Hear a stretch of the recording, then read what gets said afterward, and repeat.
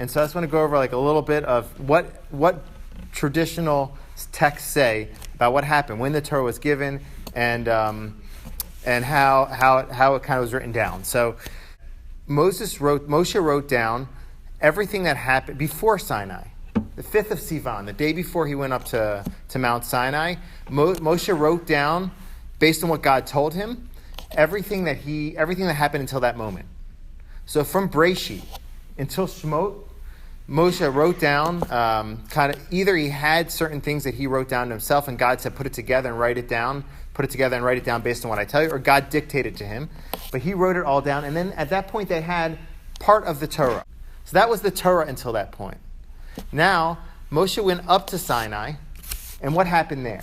So the tradition says that he received Torah at Sinai, but he didn't receive the written Torah.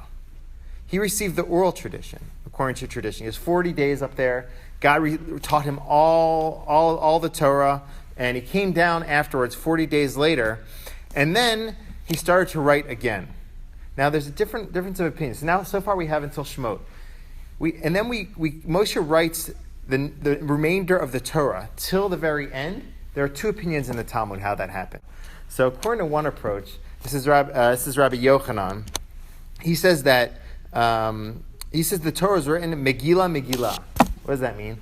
Moshe wrote down a Megillah. He wrote down like a whole Megillah. No, he wrote down like a piece of parchment based on everything that happened. So when something happened, Moshe wrote it down based on what God told him. They went on along the desert. Moshe wrote down another thing.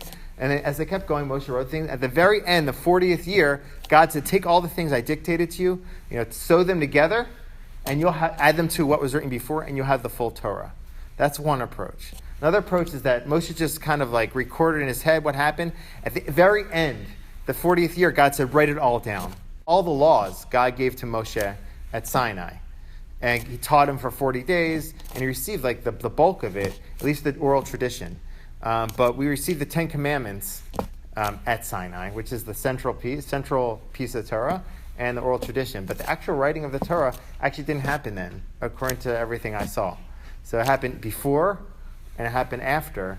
But at Sinai, it was kind of just like oral traditions and the 10 Commandments.